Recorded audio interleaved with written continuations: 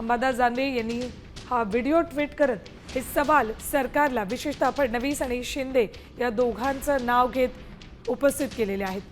आता सरकारकडून या प्रश्नाची उत्तरं मिळणार का याचीही उत्सुकता आहे. एकीकडे शेतकरी कर्जमाफीपासून वंचित आहेत.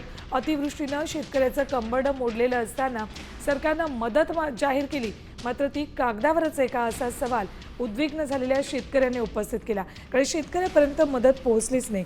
इकडे मात्र सरकारचे आमदार पैशांच्या गड्ड्यांमध्ये खेळताना दिसतात.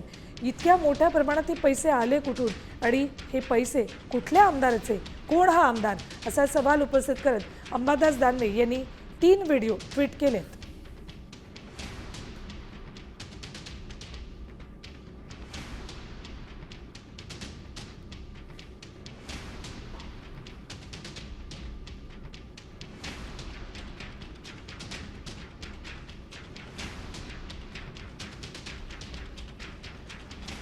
तर अंबादास दानवे यांनी हा कॅश बॉम्ब टाकलेला आहे. ज्या वेळेपासून एकनाथ शिंदे हे आमदार घेऊन बाहेर पडले, सुरत, गुवाहाटी, गोवा करत मुंबईत आले, सरकार स्थापन केलं, त्यावेळेपासूनच शिंदे सेनेच्या सगळ्याच आमदारांवर आणि भाजपच्या आमदारांवर सुद्धा पैशांचं वाटप, आर्थिक व्यवहार इथे झाल्याचे आरोप सतत केले जात आहेत.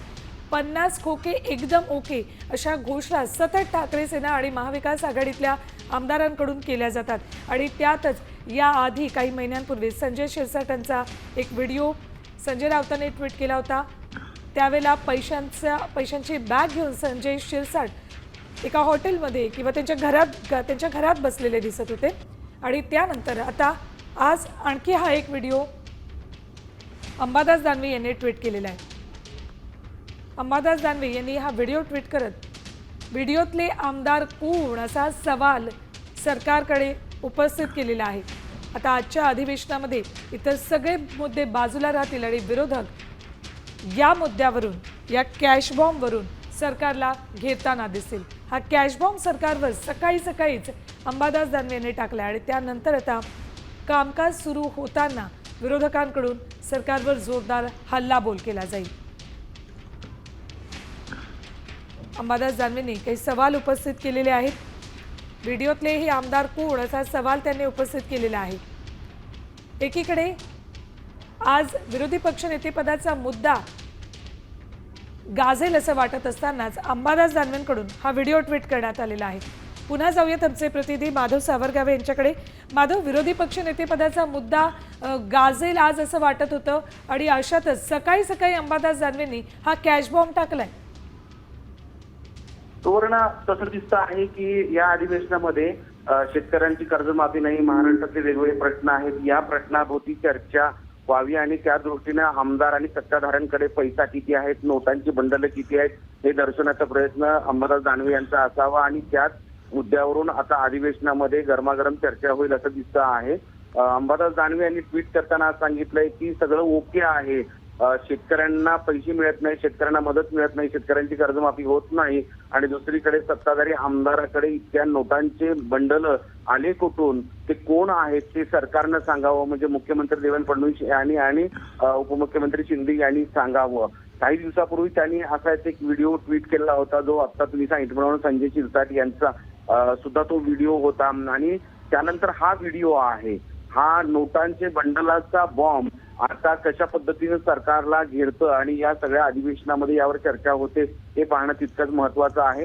ट्विट करून त्यांनी एक सांगितलेलं आहे की एकीकडे शेतकऱ्यांना पैसे नाही, सर्वसामान्यांना मदत होत नाही, वेगवेगळे प्रकल्प तसेच आहेत, वेगवेगळ्या मुद्द्यांवरून सरकार केवळ पैसे नाहीत असं सांगते, मात्र दुसरीकडे आमदारांकडे, सत्ताधाऱ्यांकडे नोटांची बंडल येतात, ती कुठून येतात आणि मग त्या मुद्द्यावरून आता ही चर्चा सुरू होईल. अगदी वेळ. माधव, दुसरा एक मुद्दा म्हणजे काही वेळापूर्वी आपण संजय शिरसाटांची प्रतिक्रिया एका बातमीवरून दाखवली होती.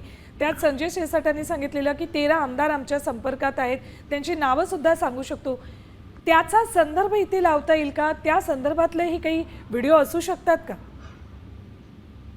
आता राजकारणामधल्या सध्याच्या परिस्थितीवरून काही सांगणं कठीण आहे, कारण गेल्या 5 वर्षांमध्ये महाराष्ट्रामधले जे काही राजकीय समीकरण घडलेली आहेत, वेगवेगळ्या मुद्द्यावरून या पक्षातून त्या पक्षाकडे पक्षाची फुटाफुटी या सगळ्या मुद्द्यांचा विचार केला असता आता नक्कीच होऊ शकतं की हा एक विषय उद्धव ठाकरे शिवसेनेकडे असू शकतो आणि या सगळ्या मुद्द्यांवरून ते असे वेगवेगळे चर्चेला मुद्दे आणण्याचा प्रयत्न असावा हे दिसतं आहे.